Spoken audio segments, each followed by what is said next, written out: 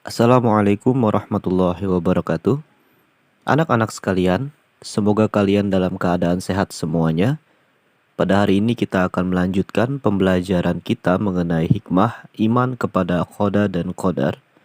Pada minggu lalu kita sudah membahas tentang pengertian dan dalil qada dan qadar, serta sudah membahas mengenai takdir mubram dan takdir mu'allaq. Bapak harap semuanya masih mengingat materi minggu lalu ya. Kita akan sedikit membahas mengenai pengertian koda dan kodar. Pengertian koda secara bahasa berarti kehendak atau ketetapan hukum atau bisa dibilang keputusan. Sedangkan secara istilah, koda dapat diartikan sebagai segala kehendak dan keputusan Allah Subhanahu wa taala yang akan terjadi terhadap semua makhluknya. Qada telah ditetapkan oleh Allah Subhanahu wa taala sejak zaman azali. Nah, apa itu zaman azali? Zaman azali merupakan zaman sebelum manusia diciptakan. Qada ini merupakan ketetapan Allah Subhanahu wa taala yang tidak dapat diubah. Misalnya seperti kelahiran bayi berjenis kelamin perempuan maupun laki-laki. Selanjutnya seperti rezeki, jodoh, dan musibah. Nah, hal tersebut tidak bisa kita ubah. Siapa coba yang bisa mengubah jenis kelamin bayi yang baru lahir? Tidak ada kan? Siapa coba yang bisa mengubah jodohnya? Bahkan kita sendiri tidak tahu siapa jodoh kita. Ya. Selanjutnya, mengenai pengertian qadar, secara bahasa dapat diartikan sebagai ukuran atau ketentuan.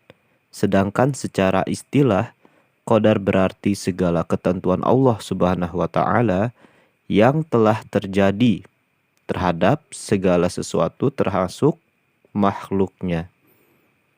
Nah, selain membahas qada dan qadar, kemarin kita juga ada sedikit membahas mengenai takdir mubram dan takdir mu'allaq.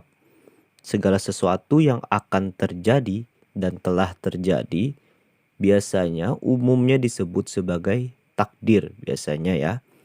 Sebagaimana yang telah kita bahas minggu lalu, seperti yang Bapak sebutkan tadi, takdir dibagi menjadi dua, yaitu takdir mubram dan takdir mu'allaq. Masih ingat gak apa itu takdir mubram dan takdir mu'allaq? Takdir mubram merupakan ketentuan yang pasti terjadi dan tidak dapat diubah oleh siapapun.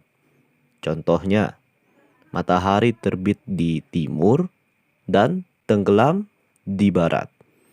Kemudian, jenis kelamin bayi yang baru lahir dan kematian setiap makhluk. Nah, beberapa hal tadi tidak bisa diubah oleh manusia. Bahkan kita tidak tahu nih kapan kematian akan menghampiri kita. Tidak bisa diubah, tidak bisa diulur. Ketika sudah waktunya kematian mendatangi kita, maka kita akan mati. Selanjutnya ada takdir mu'allaq. Takdir mu'allaq merupakan ketentuan Allah Subhanahu wa taala yang mungkin dapat diubah dengan jalan ikhtiar atau berusaha ya, serta dengan berdoa kepada Allah Subhanahu wa taala. Tentunya takdir mu'allaq bisa diubah atas izin Allah. Contohnya apa saja nih? Contohnya adalah hasil ulangan akan memuaskan kalau misalkan kalian giat belajar. Tapi kalau kalian tidak giat belajar, malas-malasan, hasil ulangannya tentu akan jelek juga. Kemudian, orang yang tidak memiliki uang akan memiliki uang atau berkecukupan jika orang tersebut berusaha dengan cara bekerja. Selanjutnya, contohnya, mengurangi korban bencana alam dengan mempersiapkan alat evakuasi bencana. Jadi kita bisa mengurangi korban bencana jika kita sudah mempersiapkan alat evakuasi bencananya. Dengan kita meyakini dan mengimani adanya qada dan qadar dari Allah Subhanahu wa taala, tentunya akan menjadi hikmah yang luar biasa bagi kita. Di antara hikmah beriman kepada qada dan qadar Allah Subhanahu wa taala adalah yang pertama menimbulkan semangat dalam belajar maupun bekerja, dapat menimbulkan sifat optimis dan tidak mudah putus asa.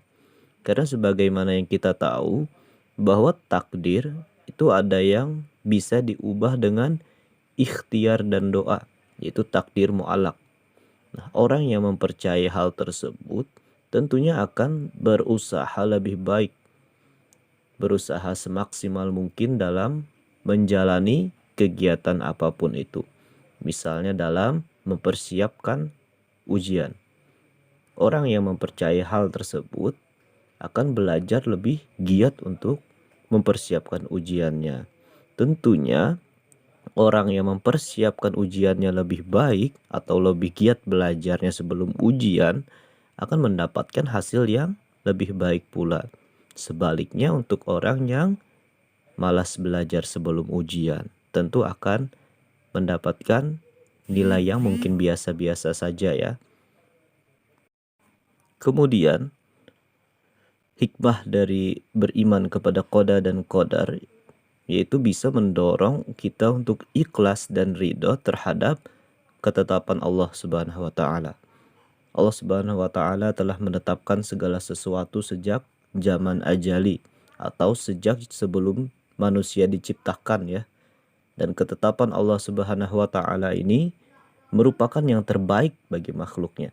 Karena sebaik-baik perencana itu adalah Allah Subhanahu wa taala. Terkadang apa yang menurut kita tidak baik, justru itulah yang terbaik untuk kita. Nah, orang beriman tentunya akan menerima dengan ikhlas dan ridha apapun yang diberikan oleh Allah Subhanahu wa taala, apapun yang terjadi, kita harus senantiasa ikhlas. Beriman kepada qada dan qadar juga bisa mendorong kita untuk senantiasa bersyukur dan bertawakal kepada Allah Subhanahu wa taala. Sebagai umat muslim, kita harus senantiasa bersyukur atas apa yang telah ditetapkan Allah kepada kita. Apapun yang telah kita terima, semuanya wajib disyukuri.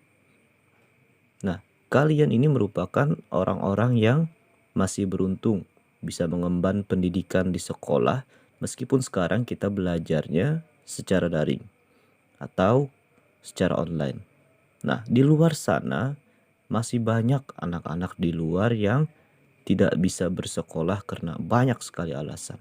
Ada yang masih kecil sudah bekerja. Ada yang terkendala ekonomi sehingga tidak dapat sekolah. Oleh karena itu, kita semua wajib mensyukuri ketetapan Allah yang telah diberikan kepada kita.